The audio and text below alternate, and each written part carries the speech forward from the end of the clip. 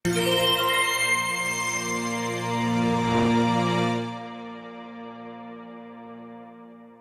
produkto ng Atomy ay sumusunod sa prinsipyo ng ganap na kalidad at ganap na presyo. Di abot kaya ang produkto ng Atomy dahil pangit ang kalidad. Una naming pinagpasyahan ang kalidad ng produkto, ibig sabihin pinipili lang namin ang mga produktong may pinakamagandang kalidad. Pagkatapos piliin ang produkto, itinatakda namin ang presyo na di matumbasan sa kalidad na ito. Ito ay tinatawag na ganap na presyo. Dahil ang produktong Atomy ay pang-araw-araw na pangangailangan, kahit na hindi mo siya bibilhin, kailangan mo pa rin siya. Ang Atomy ay humahawak ng produkto na mas pangunahin kaysa sa pagkain. Kapag nagmamadali ang mga kababaihan sa kanilang pupuntahan, pinipili ba nila ang pagkain o ang makeup? Hindi nakakalimutan ng mga babae ang mag-makeup kahit hindi na kumain. Sa madaling salita, mas kailangan ang makeup kaysa sa pagkain. At kahit na may utang ka at hinahabol ka ng mga pinagkakautangan mo, huhugasan mo pa rin ang iyong buhok ng shampoo, hindi ba? Ang gusto kong sabihin ay, ang mga produkto ng Atomy ay pang-araw-araw ng mga pangangailangan. Ngunit ang mga produktong ito ay mas maganda ang kalidad at mas abot kaya kaysa sa ibang tatak. Kaya walang dahilan kung bakit hindi mo gagamitin ito. Ngayon, kailangan yung magdesisyon. Sa totoo lang, kaunti lang ang mga tao sa mundo ang mapagkakatiwalaan. Ngunit, kung wala kang pagkakatiwalaan, hindi ka rin magtatagumpay. Sa totoo lang, kailangan mo munang pagkatiwalaan ang iyong sarili. Sa kasawiang palad, maraming tao ang di nagtitiwala sa kanilang sarili. Ang ibig kong sabihin ay lahat kayo na nandito ay kailangang maging eksperto sa mga produkto ng Atomy. Mapagpapasyahan mo ba kung ang mga produktong ito ay maganda o hindi pagkatapos gamitin ang mga ito?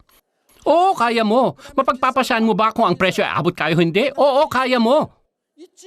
Ibig sabihin na maaari kang maging eksperto bilang mga mamimili.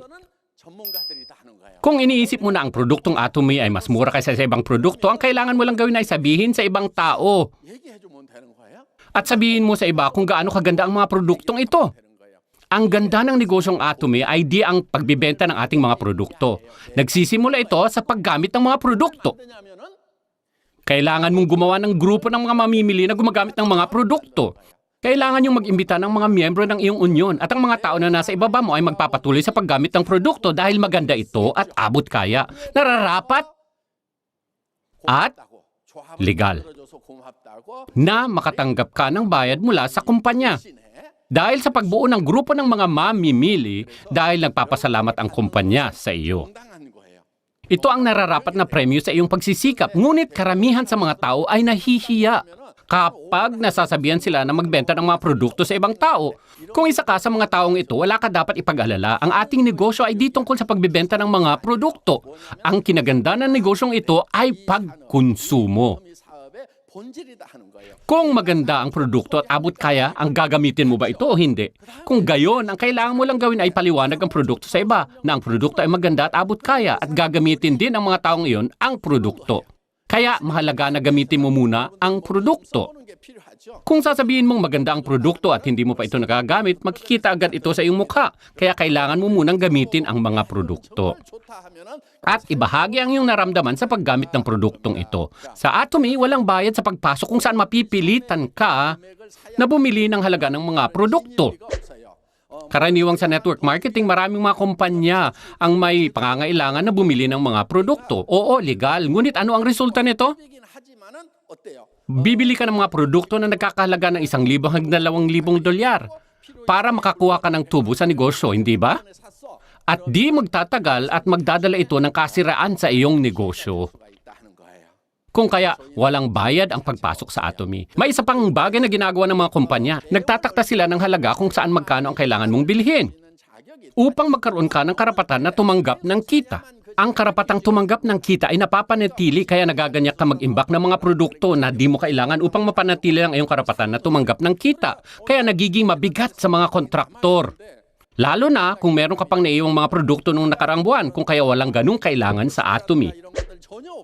Ngayon, baka nagtataka kayo kung magkano ang kailangan mong ibenta upang makatanggap ng bayad. Sa pamantayan, ang isang tao ito gumagastos ng tinatayang 100,000 PV. Yan ay tinatayang $200 na halaga ng mga produkto. Kung pupunta kayo sa mga discount store at bibili ng mga bagay na ito, kailangan mo ang mga toothpaste, toothbrush, shampoo, ramen at iba pang mga pang-araw-araw na pangangailangan. Magkano ang halaga nito? Ito ay magkakalaga ng 800 hanggang $1,000 bawat buwan, hindi ba? Ngunit wala ang atomy ng lahat ng mga produkto sa mundo. Kung kaya, kinalkula namin ang gastos na karaniwang tao na $200. Ang mga mamimili na gumagamit ng magandang produktong pangkalusugan ay bumibili ng tinatayang $600 bawat buwan sa ating kumpanya. At kung ang buong pamilya ay gumagamit ng ating produkto, ito ay magkakalaga ng 100,000 hanggang 300,000 PB. Di maiwasan dahil bawat isa ay may pang-araw-araw na pangangailangan, di ba? Kailangan mong bumuo ng consumer base na tinatayang 50 pamilya sa iyong kaliwang paa at 50 na pamilya sa iyong kanan.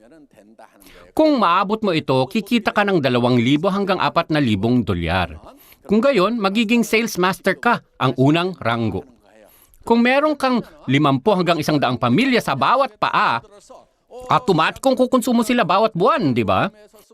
Kung mauubusan sila ng shampoo ramen, bibili sila uli. Ano ang mangyayari kung meron kang 50 pamilya sa bawat paa na automatikong bumibili ng mga produktong kailangan nila?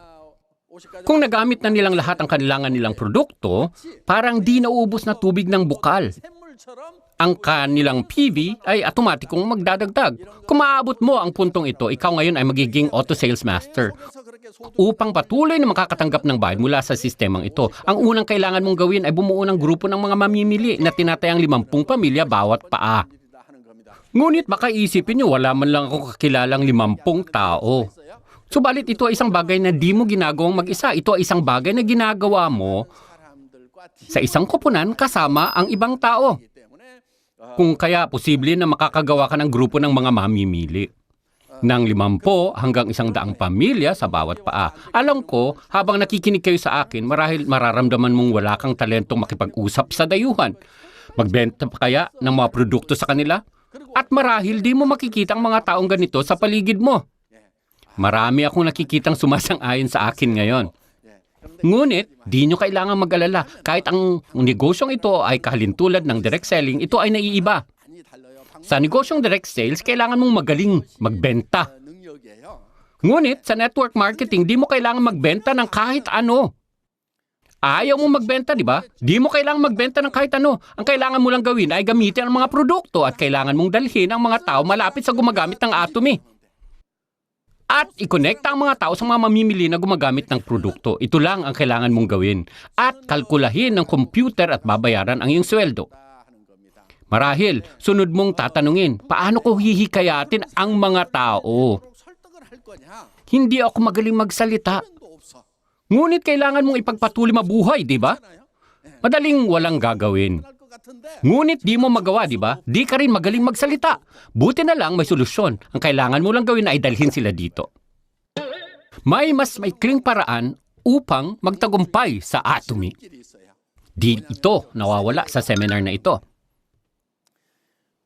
Ang pinakamahalagang kakayahan ay pumunta dito kahit ikaw lang. Kung pupunta ka dito bawat buwan, ano ang mangyayari? Gaganda ang kakayahan mong magsalita. Di ka magaling magsalita dahil di mo alam kung ano ang sasabihin. Oo, posible para siyo na pumunta sa seminar na ito minsan at natural na makipag-usap sa iba, ngunit di iyan karaniwan. Ano ang mangyayari kung pupunta ka dito ng 1 taon? Maaari mong sabihin sa mga tao, di tama yan. Hayaan yung sabihin ko sa inyo ang katunayan. Kung pumunta ka dito ng halos 1 taon, natural na malalaman mo kung ano ang mga sasabihin sa iba. Ngunit di na mahalaga kung di magbabago ang iyong pananalita basta patuloy kang pumunta dito at unti-unting mainip ka na pumupuntang mag-isa. Di magtatagal at sasabihin mo, "Oy, Jenny, Christine, punta tayo sa seminar." Kung di sila pupunta sa buwang ito, subukan mo ulit sa susunod na buwan. At isa sa mga kaibigan mong iyon ay susunod sa iyo dito. Marahil isipin ng iyong kaibigan, may punto ang negosyong ito. Di na ako aakyat sa bundok bawat linggo. Dapat pumunta ako dito at paminsan-minsang makinig sa lecture. Di maglaon at mararamdaman ng iyong mga kaibigan ang halaga ng pagpunta sa seminar na ito dahil sa magagamit ang impormasyon. Ang kailangan mo lang gawin ay mag-ibita ng mga tao na uupo dito. At malay mo, may isang tao sa mga inimbitahan mo na talagang talentado. Ang isang taong iyon ay maaaring konektado sa ibang bansa. At ang linya mo ay lalawak sa buong mundo. At makukumpleto ang isa sa ating mga linya. Ang atomy ay may binary model. Sa binary na sistema, meron ka lang 2 linya. Kailangan mo lang palawakin ang 2 sa iyong mga linya. Matutukoy ng iyong mas maliit na paa ang iyong bayad. Sa karamihan ng oras kapag nagsisimula, karaniwang mararamdaman ng tao na di nila makakayanang gawin. Kung gayon, ang kailangan mo lang gawin ay umupo dito. Hanggang kailan? Di ka titigil, patuloy ka lang uupo dito. Kung pumupunta ka ditong mag-isa, mag-imbita ka ng isa sa iyong mga kaibigan.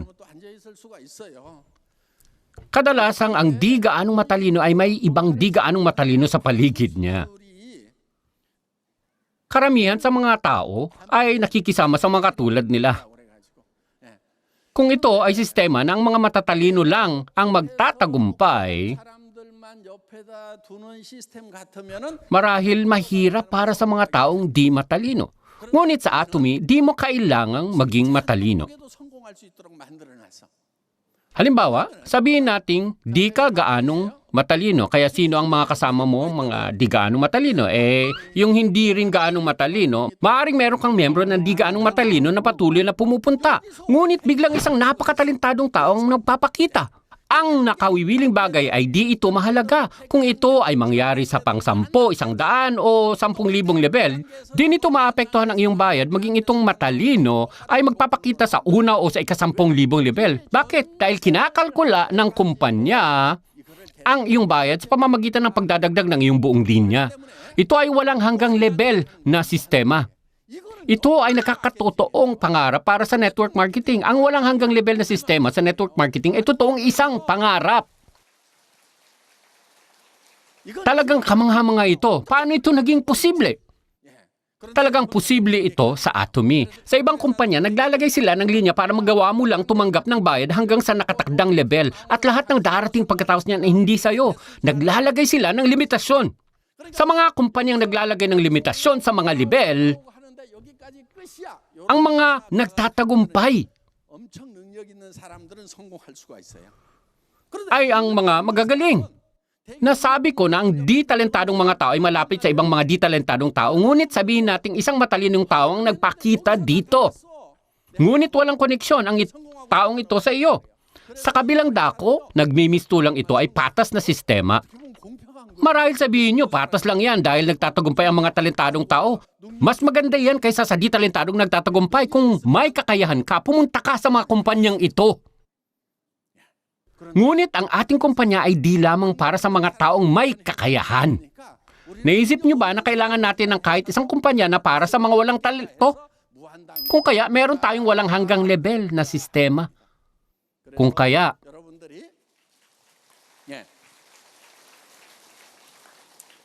hindi ka sumusuko sa Atomy at nagpupunyagi, di maglaon ay magtatagumpay ka. Ito ay tungkol sa kailan. Kung meron kang Star Master sa dakong ito, na magtatagumpay ka ng mabilis. Ngunit baka meron kang di gaanong matalino sa buong linya. At biglang ibabang ito ay meron kang matalino. Ang kailangan mo lang ay ang ganitong pasensya. At talagang magtatagumpay ka. Dagdag pa dito tayo isang Global One Marketing na kumpanya. Ang linyang ito ay hindi lang sa Korea. Ibig sabihin lahat ng mga miyembro sa US, South America, China, India, at Europe ay magiging konektado. Hayaan yung ipaliwanag ko. Ang kailangan mo lang ay isang kodang miyembro mula sa isang bansa. Sabihin nating isang Korean ang nandito, ngunit ang Korean ito ay maaaring magrehistro ng isang Amerikano, at ang Amerikanong ito ay magrerehistro ng Cambodian, at ang Cambodian ay maaaring magrehistro ng isang Hapon, at ang Hapon ay maaaring magrerehistro ng isang Singaporean, at ang Singaporean ay maaaring magrerehistro ng isang Canadian o Mexican sa ilalim niya. Kaya ito ay isang Global One Marketing na sistema na binibilang ang bawat isa. Ito ay isang kamanghamanghang bisyon. Tayo ay naninirahan sa isang mundong global, hindi ba? Napakaraming mga Koreano na lumalabas ng Korea, di ba? Marahil isipin yung puno na ang Korea. Bawat isa ay miyembro na, kaya wala na akong nilalagay sa aking ilalim. Huwag kayong magalala, napakarami pang oportunidad sa ibang bansa. Kung kaya, nakakapagsimula pa kayo ng Atomy sa Korea, ngunit maaring sumabog ito sa ibang bansa anumang oras. Nakatakda na ang sistema ng Atomy. Alam nyo ba ang pinakamalaking balakid? Ang iyong puso. makikita mo ang potensyal ng Atomy. Ang negosyong ito ay di tungkol sa iyong talento, ito ay tungkol sa sistema ng Atomy. Kung ito ay isang sistema kung saan magtatagumpay ka lang sa pamamagitan ng pagbibigay ng lecture na katulad ko, sigurado ako na halos 90% sa inyo ay susuko. Ngunit di nyo kailangan magbigay ng lecture. Kailangan nyo lang magdala ng tao na upo dito sa ating lecture hall. At mag-iimbita rin ang iba ng kanilang mga kaibigan. Magtatagumpay ka sa paggawa lamang nito. Kung ipagpapatuloy nyo ang linya nyo na ganito, ang isang araw papasok ang magaling na tao sa iyong linya. Sasabihin natin nabibigay sila ng napakagandang talumpati tungkol sa Atomy. Ikakalat nila ang mga video sa YouTube sa kanilang paligid. Maaaring may isang batang magpapalawak ng kanyang linya sa buong mundo. Posible ba ito o hindi? Siguradong posible. Hindi natin hinahamon ang ating sarili dahil 100% ang ating tiwala. Kahit na ang posibilidad ng tagumpay na mababa, hinahamon natin ang ating sarili dahil sulit itong gawin.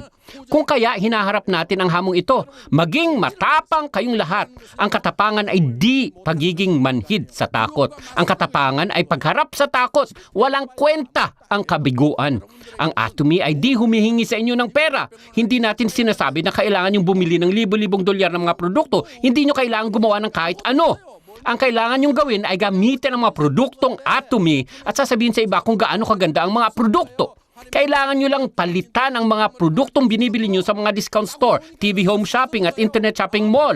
At makikita nyo ang mga produktong Atomy ay iba sa mga produktong dati nyo ginagamit. Binabahagi nyo ang mga benepisyong ito sa ibang tao. Maganda at abot kaya ang mga produktong Atomy. Wala silang pisikal na tindahan o mga patalastas.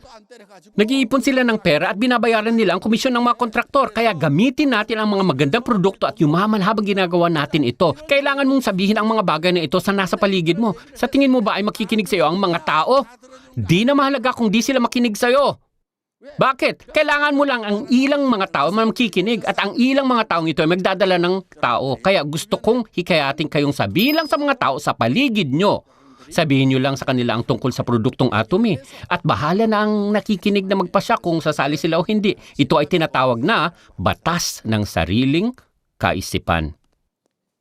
Kung iniisip nyo lang ang prinsipyong ito, malalaman nyo ang lahat sa negosyong ito. Nasa inyo nang makipag-usap sa ibang tao. Ngunit, kaninong desisyon ang pagsali sa Atomy o bumili ng produktong Atomy pagkatapos nyo makipag-usap sa iba? Nasa kanila na. Di nyo makokontrol ang kalooban ng ibang tao. Kaya ang kailangan nyo lang gawin ay makipag-usap sa iba. Karamihan sa mga tao na nagsasabing mahirap ang negosyong ito, ang mga taong nag-aalala tungkol sa sagot ng mga tao. Gising sila buong gabi, kaya kung gigising sila ay pagod na. Wala silang ginawa, ngunit pagod na sila. Ngunit ang katotohanan na maaaring isipin nyo ay mas siguradong makikinig. Ngunit kung makikipag-usap kayo sa kanila ay maaaring di sila makikinig. O kaya maaaring isipin nyo na may isang mainitin ang ulo kaya di sila makikinig. Ngunit nakipag-usap ka sa kanila at maaaring pakikinggan ka. Kaya di natin dapat hulaan o pangunahan ang sagot ng iba. Huwag niyong bigyan ng pangalan o husgahan ang sagot ng ibang tao. Ibig sabihin di nyo dapat husgahan ang tao na di sila makikinig dahil di nyo malalaman ang nilalaman ng puso ng isang tao. Kung kaya kailangan nyong makipag-usap sa mga tao. Kapag naipaalam nyo sa kanila ang tungkol sa Atomy, di nyo malalaman kung kailan sila sasagot sa inyo. Sa pagdaan ng panahon, magbabago ang sitwasyon. At maaaring magbabago ang kaisipan ng taong iyon.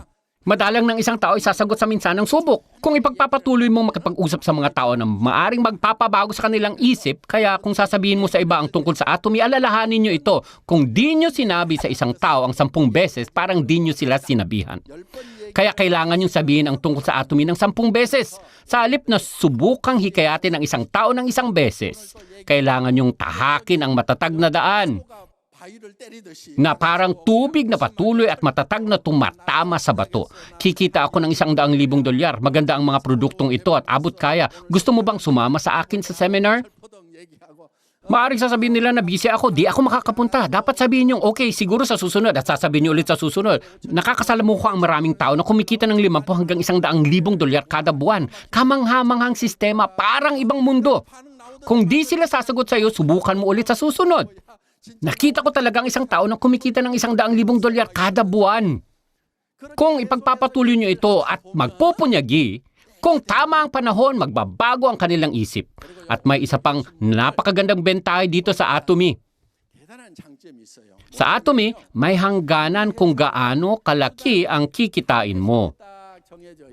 Kaya tinakda ang Atomy upang kung kumikita ka ng $100,000 kada buwan, di ka nakikita ng higit pa dito. Tingin nyo ba ay may isang kumikita ng $100,000 kada buwan na sumali sa Atomy 10 taon nang nakaraan? Siyempre! Ngunit, sabihin natin ang taong ito ay patuloy na kumikita ng higit na 1,000,000. Ibig sabihin, kaunti ang pagkakataon para sa mga ibang kumita. Dahil ang network marketing na kumpanya ay maaari lang magbalik ng 35% kung ang mga tao na nasa itaas ay humahakot ng bayad, magdudusa ang mga kakasali lang kung kaya may hangganan. Kaya ang mga naunang sumali ay titigil na dito. Ngunit kahit huli ka nang sumali, lahat ay magkikita sa taas. Kaya kahit huli ka ng sumali, bawat isa ay maaaring maging numero 1. Ang kondisyon ay parehong ginagamit sa lahat. Hindi ito sistema kung saan ang mga unang sumali ay maaaring kumita ng malaki hanggang sa gusto nila. Hindi mapaparusahan ang huling sumali at kung ganito, hindi ito gagana. Karamihan sa mga network marketing ng mga kumpanya ay ginagamit ang sistemang ito. Ngunit sa Atomy, nagtakda tayo ng hangganan. Hindi ka pwedeng kumita ng higit pa sa nakatakdang halaga. Kaya di na mahalaga kung huli ka nang nagsimula. Kumpara sa mga taong sumali dito, kayo ay may mas mataas na tsansang magtagumpay. Noon, wala kaming opisina o katalog. Kayo ay nasa mas magandang sitwasyon kaysa sa mga naunang mga miyembro.